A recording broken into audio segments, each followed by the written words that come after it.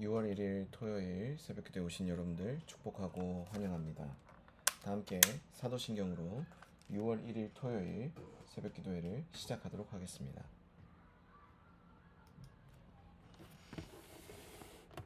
나는 전능하신 아버지 하나님 천지의 창조주를 믿습니다. 나는 그의 유일하신 아들 우리 주 예수 그리스도를 믿습니다.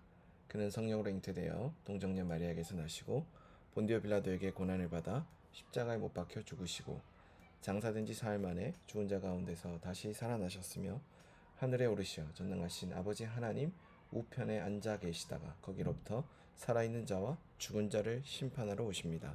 나는 성령을 믿으며 거룩한 공교회와 성도의 교제와 죄를 용서받는 것과 몸의 부활과 영생을 믿습니다. 아멘. 다 함께 찬송가 320장 나의 죄를 정케 하사 함께 찬송하도록 하겠습니다.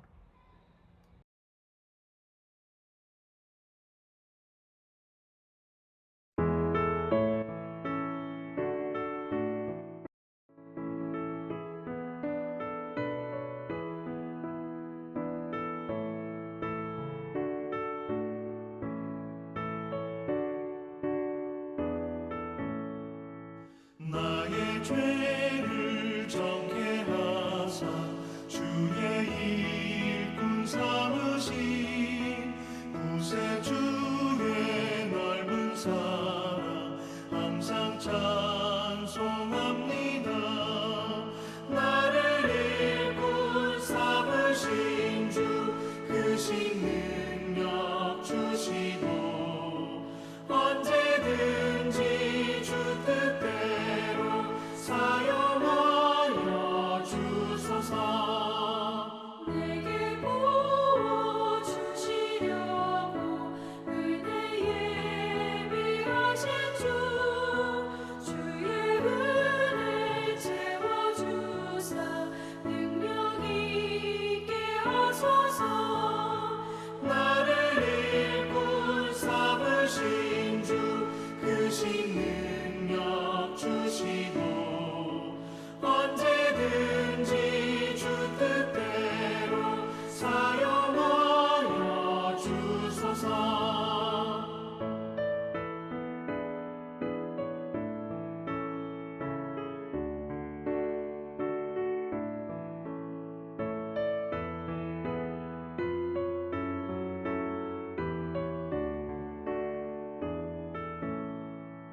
죄의 짐을 풀어주신 주의 능력 크도다. 나를 피로 사신 예수 내 맘속에 오소서. 나를 일꾼 삼으신 주 크신 능력 주시고 언제든지 주 뜻대로 사용하여 주소서. 주여 내게 성령으로 충만하게 채우사 생명수가 강물처럼 흐르게 하옵소서.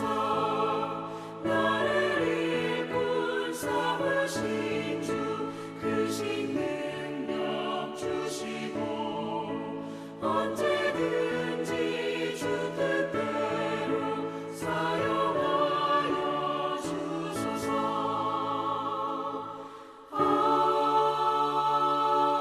아멘.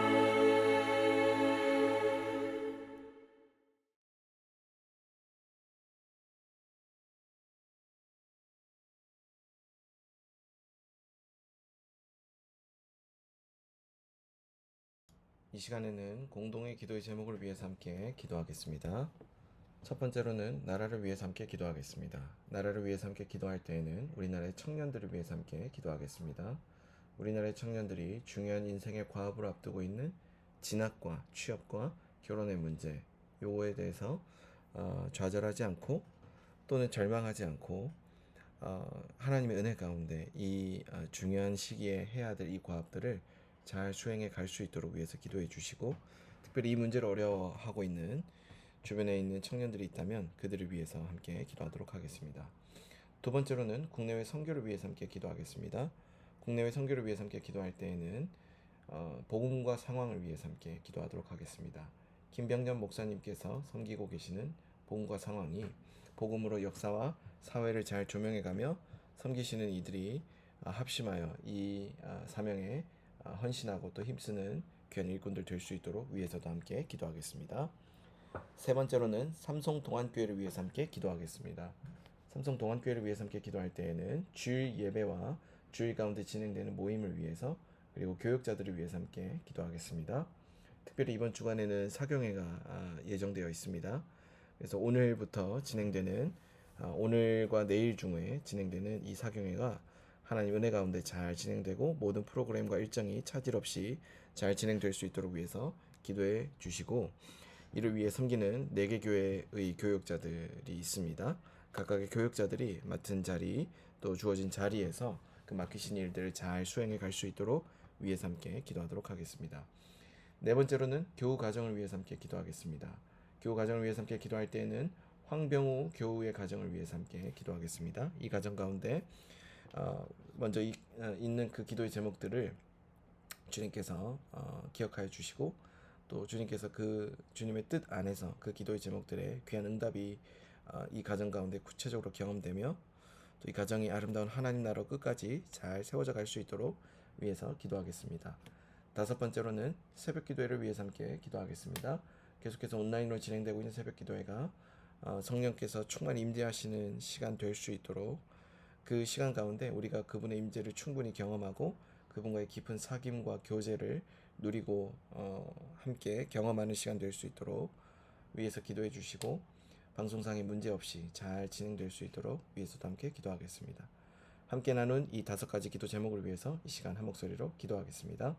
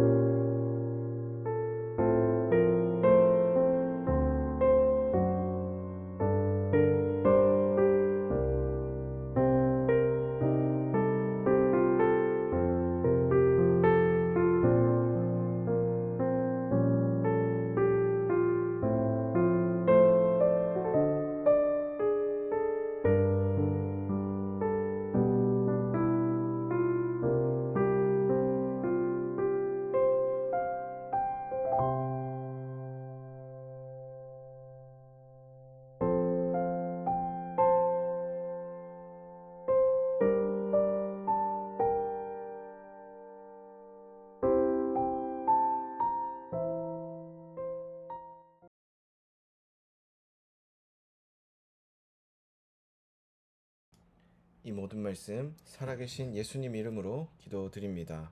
아멘. 오늘 하나님께서 우리 모두에게 주신 말씀은 예레미야 37장 1절에서 21절까지의 말씀입니다.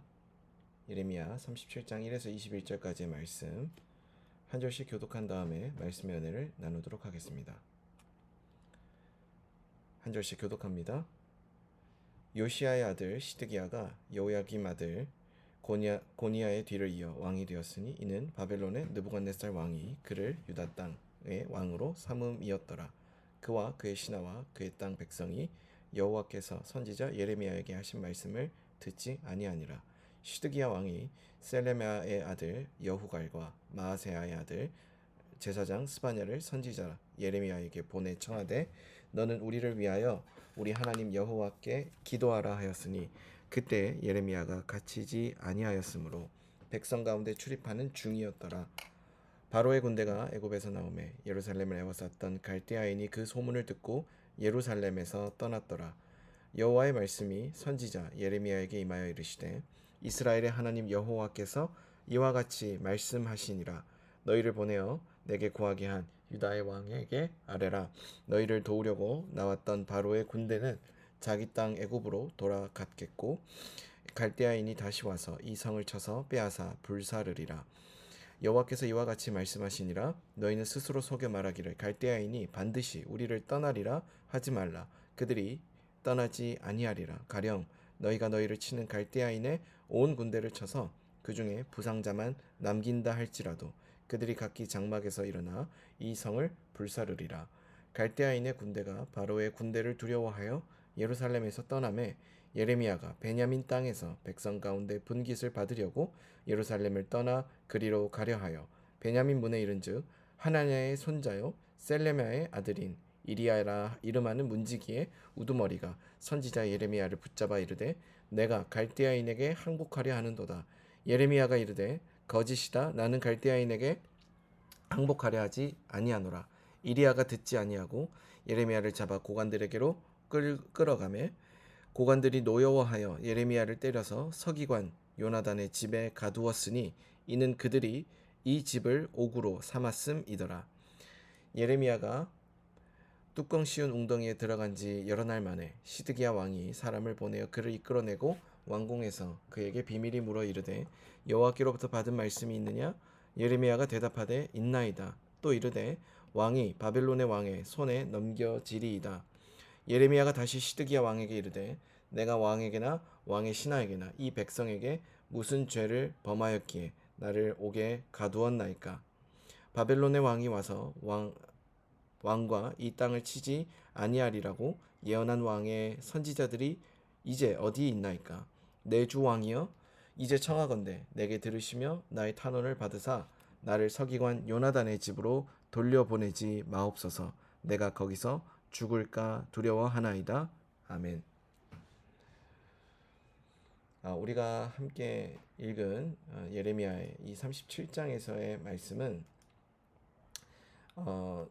계속해서 이제 이 예루살렘과 유다 땅에서 지속되고 있는 그 위기 속에 예레미야에게 임하신 그 말씀, 예언의 말씀이면서 동시에 37장과 38장을 연결해서 함께 살펴볼 수 있는데 바벨론의 군대가 애국 군대를 치기 위하여 예루살렘 포위를 잠깐 늦추었던 주전 588년 여름부터 바로 587년 이 사이에 있었던 그 시기의 일들을 기록하고 있는 본문이다라고 볼 수 있습니다.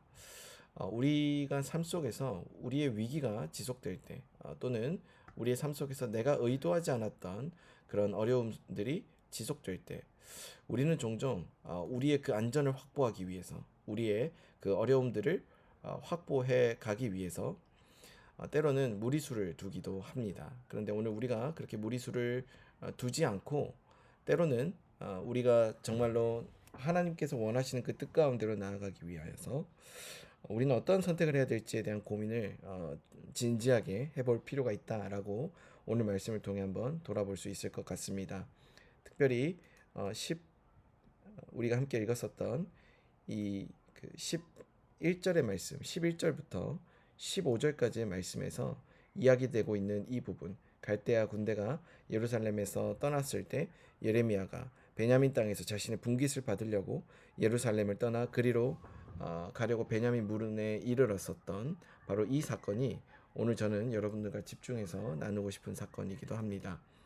이제 예레미야가 여기에서 이제 말한 분깃이란 그가 하나님의 말씀에 순종하고 숙부의 아들 하나멜의 밭을 산 것을 이야기하는데, 예레미야는 이 땅을 샀을 때 감옥에 갇혀 있었으므로 거래를 마무리할 수 없었을 것입니다. 그래서 그는 자유의 몸이 되었을 때에 그 거래를 확정짓기 위해 고향 아나돗으로 향하고 있는 중이었을 것입니다.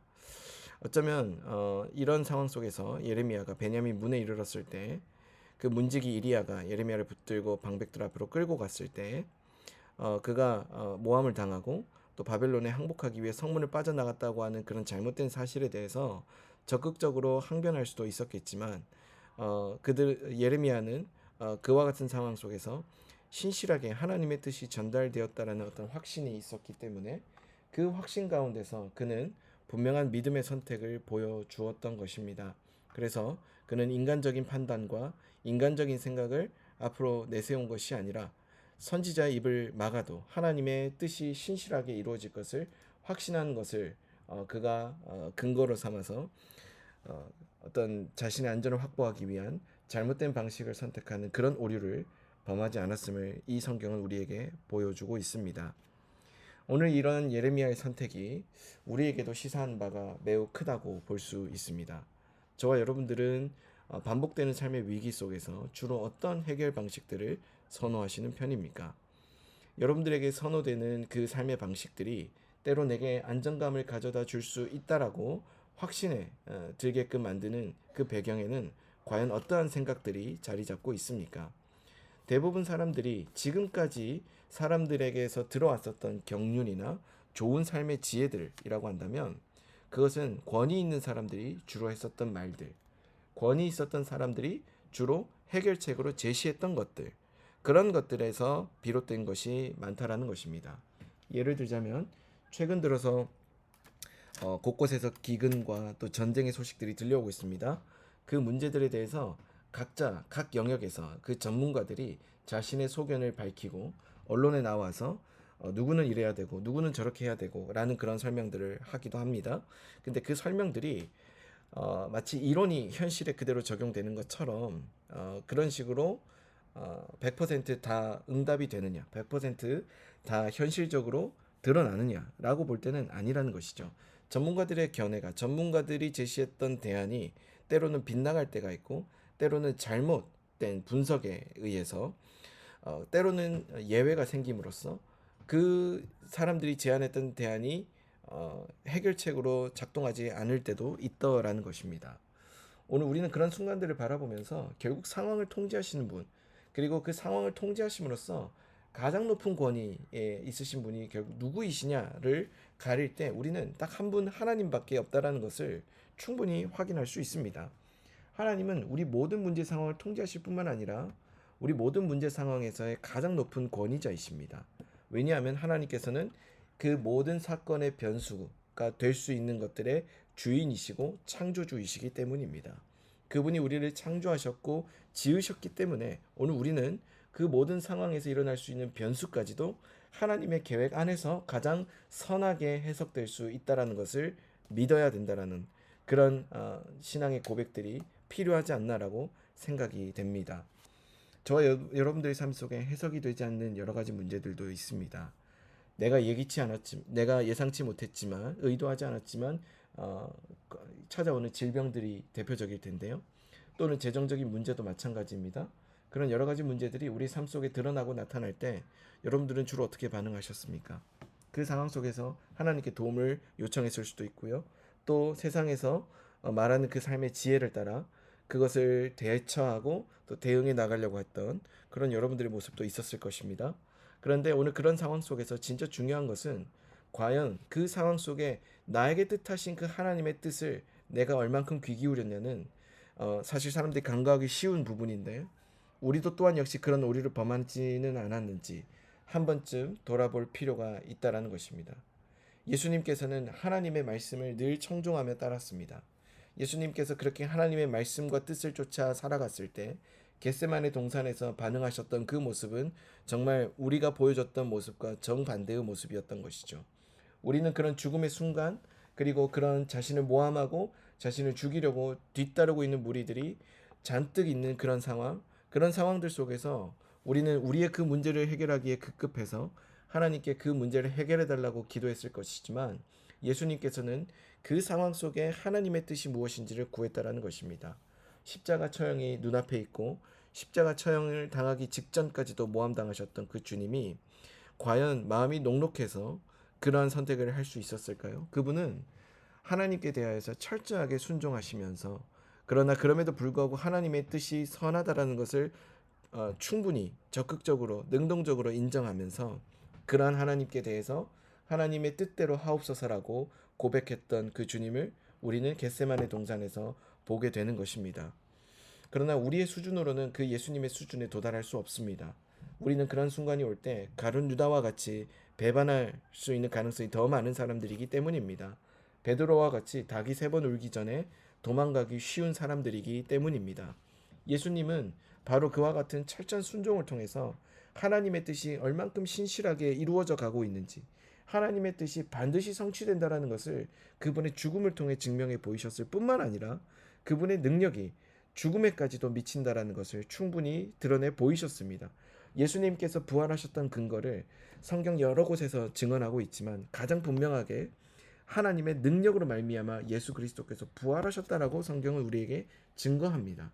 하나님의 능력이 그 죽음에까지도 미쳤던 것은 하나님께서 죽음의 그 권세보다도 더 위에 계신 권세를 그분이 가지고 계시기 때문입니다.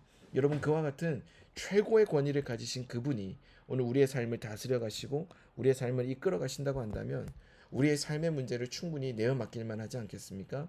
사랑하는 여러분, 그리스도께로 나오시기 바랍니다.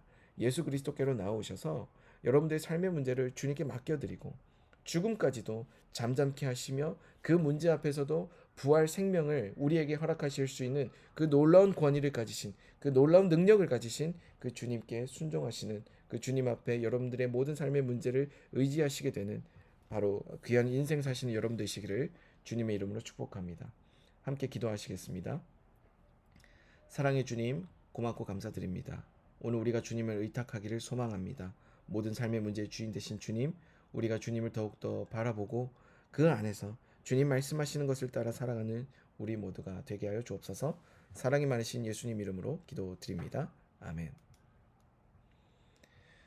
다 함께 주기도문으로 오늘 새벽 기도회를 마치겠습니다. 하늘에 계신 우리 아버지, 아버지의 이름을 거룩하게 하시며 아버지의 나라가 오게 하시며 아버지의 뜻이 하늘에서와 같이 땅에서도 이루어지게 하소서.